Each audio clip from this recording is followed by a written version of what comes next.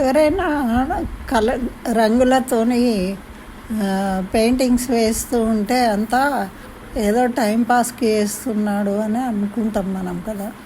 కానీ ఒక్క పెయింటింగు 167 కోట్లకి అమ్ముడు పోయింది. అంటే ఎంత గ్రేట్ చూడండి. అంటే మన భారతీయ చిత్రకారుడు వేసిన అంటే ఒకదానికి అంత విలువ ఉంటుంది, ప్రతి కళకు ఒక విలువ ఉంటుంది. అటువంటి కళాకారుడు ఎవరు, ఏంటి, అసలు అంత గొప్ప విలువ ఎలా వచ్చింది దానికి అనేది మనము ఈ వీడియోలో తెలుసుకుందాం. అయితే ఈయన మన దేశం అతనే కాబట్టి మనం గర్వంగా చెప్పుకోవాలి. రాజా రవివర్మ అని ఉండేవాడు అనమాట భారతదేశంలో. ఎప్పుడు ఈయన తిరువనంతపురం అంటే కేరళ స్టేట్లో తిరువనంతపురానికి 25 మైళ్ళ దూరంలో ఉంటుంది. కిలమానూరు అనే ఊర్లో ఉమాంబ తాంబురాట్టి నీలకంఠన్ అనే వాళ్ళ దంపతులకు జన్మించాడు. ఎప్పుడు 1848 సంవత్సరంలో ఏప్రిల్ 29వ తారీఖు, అంటే సరిగ్గా రేపు అనమాట ఆయన జన్మించింది. కాబట్టి ఆయన గురించి ఈరోజు మనం చెప్పుకోవాలి. ఆయన వేసిన ఒక పెయింటింగు 1890వ సంవత్సరంలో వేసిన పెయింటింగు ఇప్పుడు 167 కోట్లకి అమ్ముడు పోయిందనమాట. అంటే ఎంత గొప్ప విషయం అండి. కాబట్టి అటువంటి గొప్ప వాళ్ళని మనము తెలుసుకోవాలి, వాళ్ళ గురించి పిల్లలకు కూడా తెలిపాలన్నమాట ఇది. అయితే ఈయనకి చిన్నతనంలో ప్రతిభ చిన్నప్పుడే ఉంటుందండి. కొంతమంది పిచ్చి పిచ్చి గీతాలు అనుకుంటాం, అని బొమ్మలు వేస్తూ ఉంటారు. ఇలా వేయంగానే మనం చూసి సంతోషపడతాం, అబ్బాయి ఎంత మంచిగా దించిండు, పిట్టలాగా దించిండు అని. కానీ వాళ్ళలో ఒక నైపుణ్యం ఉంది, దాన్ని డెవలప్ చేయాలన్నమాట. అయితే ఈయనకి ఆ కళ ఉంది అని మహారాజు ఒక ఆయన ఈయనని చేరదీసి ప్రోత్సహించిండు. ఈయనకి ఆస్థాన చిత్రకారుడు అక్కడ ఉండే అతను రామస్వామి అనే అతన్ని దగ్గర తీసుకువెళ్ళి బాగా పెయింటింగ్ చేస్తున్నాడు, ఈయనకి మంచిగా నేర్పియండి అని. అప్పుడు తైలవర్ణ చిత్రకళ ఉండేది, మన దగ్గర లేదు. మన దగ్గర కలర్లు తయారు చేసుకొని పెయింటింగ్ చేసేటోళ్ళు. అప్పుడు బ్రిటిష్ వాళ్ళు అక్కడ ఆయిల్ పెయింట్స్ వేసేవాళ్ళు అనమాట. తైలవర్ణ చిత్రకళ ఉండేది అక్కడ. అయితే అక్కడ ఆయన దగ్గర ఈయన నేర్చుకున్నాడు. అంటే పాశ్చాత్య చిత్రకళ, మనకు మొనాలిసా చాలా ఫేమస్ పెయింటింగ్ ఏది అంటే మొనాలిసా అంటారు కదా. మరి మొనాలిసా పెయింటింగ్ ఎందుకు అంత పేరుగాంచింది అంటే అది ఇట్లా లైవ్లీగా కనిపిస్తుంటుంది, నిజంగా ఆమె నించుందా ఇక్కడ అన్నట్టు తెలుస్తుందన్నమాట. ఈయన పెయింటింగ్ చేసి ఏదో బొమ్మ పెట్టిండ్రు అక్కడ అన్నట్టు కాదు. అసలు ఈయనను ఎందుకు తలుచుకోవాలి మనము అంటే, మనకు ఇప్పుడు లక్ష్మీదేవి ఇలా ఉంటుంది అని మనకు తెలియజేసిందే ఈ రాజా రవివర్మ అనమాట. ఇప్పుడు ఒక కృష్ణుడి అల్లరి పనులు ఉంటాయి. కృష్ణుడి పెయింటింగ్ ఎక్కడ చూసినా మనను ఆకట్టుకుంటుందండి. అసలు కృష్ణుడు ఇలా ఉంటాడు అని పెయింటింగ్లో చూపించిందే మనకు రవివర్మ అనమాట.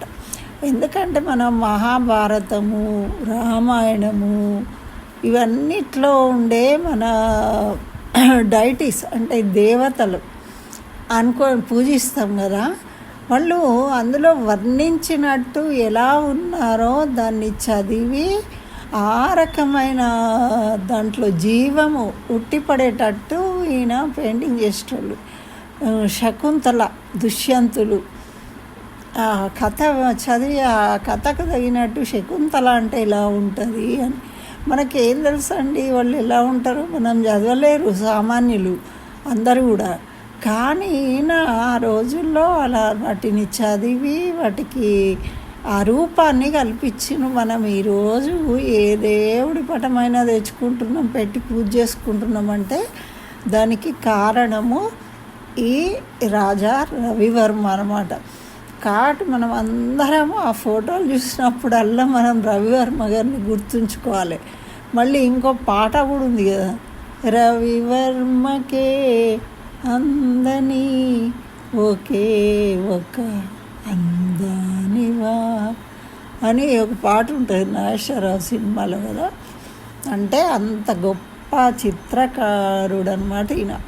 అయితే ఈయనకి 73లో వియన్నాలో ఒక చిత్ర ప్రదర్శన జరిగింది. అందులో ఈయనకు బహుమతి వచ్చింది, మొదటి బహుమతి. ఎంత గ్రేట్ అండి!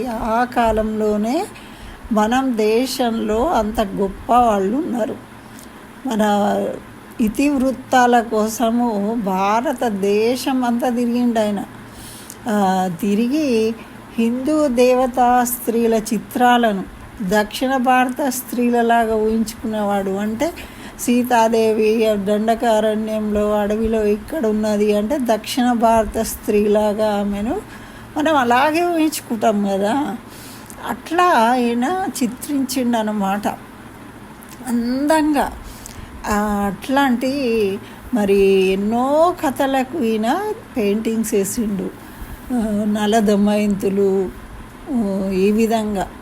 అయితే ఈ భారతీయుల ఊహలలో పౌరాణిక పాత్రలన్నీ ఈరోజు మనం ఇలా కళ్ళు మూసుకుంటే కనబడుతున్నాయంటే దానికి కారణం ఈ రవివర్మ అన్నమాట. అదేవిధంగా 1894లో లిథోగ్రాఫిక్ అనే ఒక యంత్రాన్ని చిత్రించడానికి ఈయన తీసుకొచ్చిండు. అంటే దాంట్లో కూడా డెవలప్మెంట్ జరిగింది కదా. ఇప్పుడు మనకు అన్నీ ఇట్లా టకటక ప్రింట్ చేస్తుంటాయి. పెయింటింగ్ ఒక్కటి వేస్తే దానికి ప్రింట్స్ వస్తూ ఉంటాయి. అట్లా ప్రింటింగ్ అనేది చేయడానికి ఈయననే ఆ రోజుల్లో స్థాపించిండు అనమాట. జర్మనీ నుంచి తెప్పించినట్టు అయిన దేశంలోనే మొట్టమొదటిసారి ఇటువంటి ప్రెస్ను ముంబైలో పెట్టిండట ఫస్ట్ ఆయన. కానీ అక్కడ ప్లేసు తక్కువ ఉండి మళ్ళీ ఏదో రోగాలు ప్రబలుతూ ఉన్నాయని చెప్పేసి అక్కడి నుంచి ఆయన దాన్ని తీసేసి మళ్ళీ వేరే చోటికి వెళ్ళడం జరిగింది. అయితే అక్కడ మలవాలి అనే గ్రామాన్ని తీసుకున్నాడు ఈయన కేరళకు వెళ్ళి. అక్కడనే ప్రెస్ పక్కనే తన నివాసం ఏర్పరచుకున్నాడు. ఆ ప్రింటింగ్ పనులు చూసుకునేవాడు అనమాట. అక్కడే ఉంటే బాగుంటుంది కదా, కాబట్టి కేరళలో ప్లేస్ ఎక్కువ ఉంటుంది కాబట్టి అట్లా ఈ మలవాలి అనే గ్రామంలో పెట్టుకున్నాడు. మంచి ఊరవతల ఉండేటట్టు అది. అయితే ఈయన చనిపోవడానికి ముందే ఈ ప్రెస్ను తన స్నేహితుడైన ఒకనికి జర్మన్ అతనికి అమ్మేసిండు.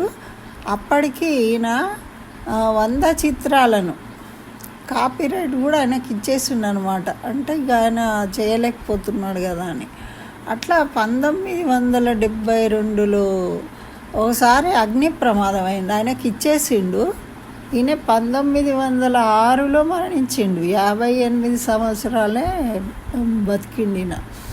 అయితే అక్కడ ఉన్న ఈ ప్రెస్ ఇదంతా కూడా ఏమైందంటే 1972లో అగ్ని ప్రమాదం జరిగి చనిపోయినాయి. అందులో ఈయన భద్రపరిచినవి కొన్ని మాత్రమే మిగిలినాయి. అట్లా ఒక 165 చిత్రాలు మాత్రమే ఉన్నాయి అని మనకు తెలుస్తుంది. వాటినే వాళ్ళు ఏం చేసిండ్రు అంటే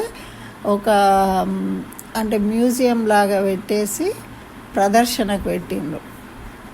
అయితే ఈ విధంగా ఈయన ఇంత గొప్ప పని చేసిండు. రాజా రవివర్మ స్వతహాగా మంచి చిత్రకారుడు కదా. ఈయన కొడుకు కూడా ఉన్నాడు, ఆయన రాజరాజవర్మ. ఆయన కూడా చాలా మంచి చిత్రకారుడు అనమాట. ఇంత ఉపకారం చేసిండు కాబట్టి కేరళ ప్రభుత్వం వాళ్ళు ఏం చేసిండ్రు, ఈయన పేరుతోని రాజా రవివర్మ పురస్కారాన్ని ఏర్పాటు చేసిండ్రు. ప్రతి ఏటా వీళ్ళు కళలు సాంస్కృతి రంగంలో ఎవరైనా అటువంటి కృషి చేసిన వాళ్ళు ఉంటే వాళ్ళకి అవార్డు ఇస్తారనమాట.